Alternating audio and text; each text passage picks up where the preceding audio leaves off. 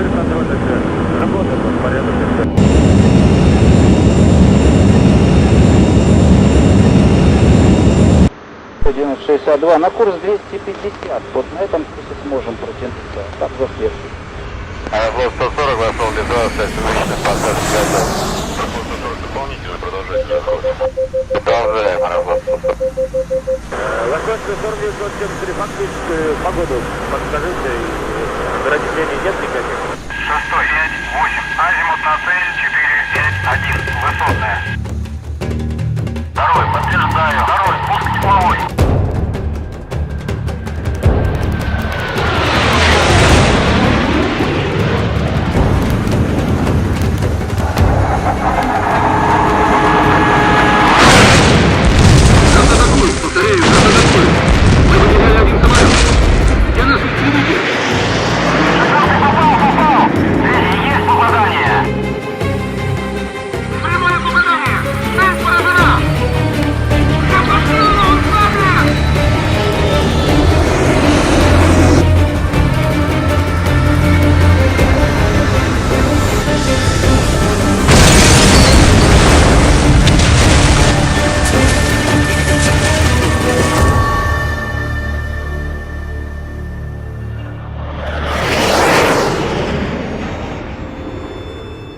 Gentlemen, on September 23rd, 2010, Aeroflot Flight 143 headed from Novosibirsk, Russia to Paris, France, was shot down by a suspected ultranationalist Su-27 flanker.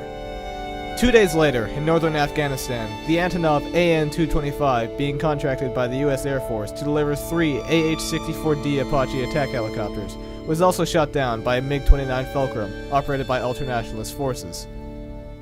3 weeks later, an assassination attempt was conducted by Delta Force on the ultranationalist leader in Novosibirsk, Russia.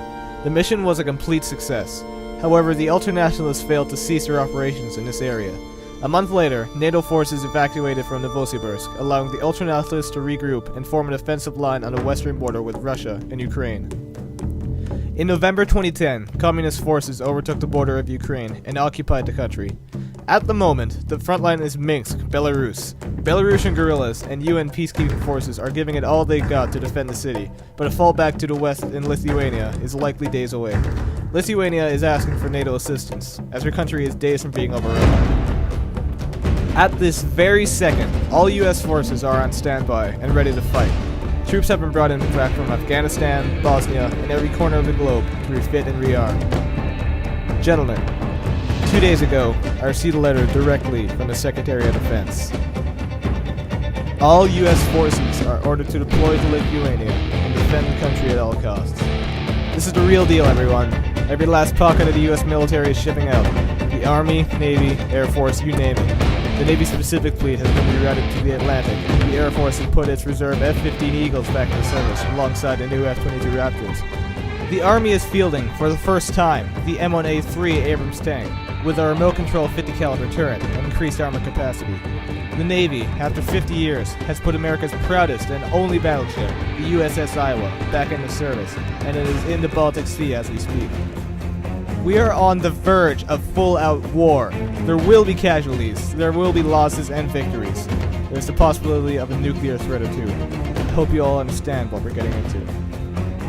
We are the most powerful military force in the history of mankind. It's time to show the world that we can still fight. Gentlemen, take care of it. Helion actual, egress complete. We are Artemians. Time out. All Spartan victors, welcome to LZ Double Rainbow. Let's get to work.